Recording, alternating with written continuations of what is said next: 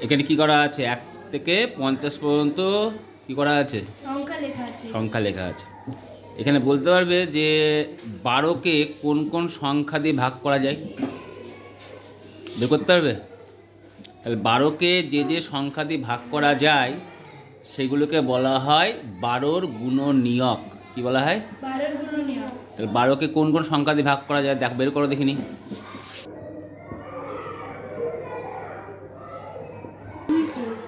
হ্যাঁ, 1 দিয়ে যাবে, 6 দিয়ে যাবে, কত দিয়ে যাবে?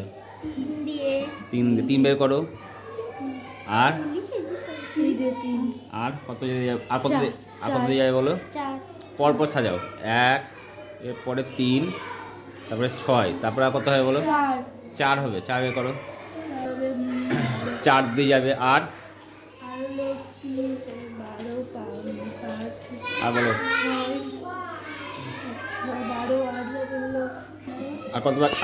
আর কত বাকি থাকলো? 2টা বের করো।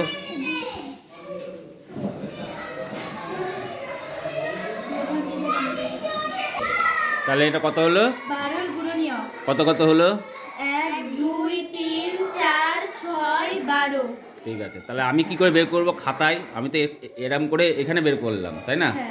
খাতায় বের করার একটা নির্দিষ্ট নিয়ম আছে। হ্যাঁ, সেই নিয়মটা দেখো এবার। 12র গুণনীয়ক বের করতে গেলে 12 সমান লিখবে 1 গুণিত 12 হয়। আর এর 1-এর পরে কত হয় বলো? 2। 2 গুণিত কত হলে 12 হয়? 12 হলো 6। তাই 2 গুণ কত লিখবে? 6। তার 2 এর পরে কত হয় বলো? 6 গুণ 2 6 গুণ 3 গুণ 4। 3 গুণ 4। এরপরে আর কিছু হবে? 4 গুণ 3। 4 গুণ 3 লেখা হয়েছে, একই তো ব্যাপার। 3 গুণ 4ও যা, 4 গুণ 3ও তাই। 6 গুণ 2 আর হবে 6 গুণ 2 তো একই ব্যাপার। 6 গুণ 2 তো হয়ে গেল। 6 গুণ হয়েছে না হয়নি? হয়েছে। তাহলে এই কাম করে লিখবে। তাহলে এবার কি লিখবে? 12র গুণনীয়ক কত কত লিখবে বলো? 12র গুণনীয়ক হচ্ছে কত কত? 1 2 3। এখানে যেগুলো বেরিয়েছে সেগুলো লিখবে। 3 4 6 12। এবার দেখো দেখিনি তোমার এর সাথে মিলেছে কিনা। মিলেছে তোমার সাথে? হ্যাঁ, তাহলে ঠিক একই, তাহলে এইভাবে মিলে যাবে। ঠিক আছে, ঠিক একইভাবে তাহলে তোমরা 15 গুণনীয়ক বের করো দেখিনি। 3 5 15 1 3 15 5 আর 15 আর হবে না। ঠিক আছে, খাতা দেখি। খাতা করেছো? হ্যাঁ, খাতা করছো কোন দিক? তাহলে কত কত হলো বলো?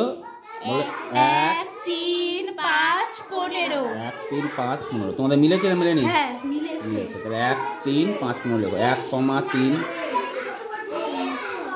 1, 3 5, কত? 15 বোঝা গেল? হ্যাঁ। এবং করতে হবে।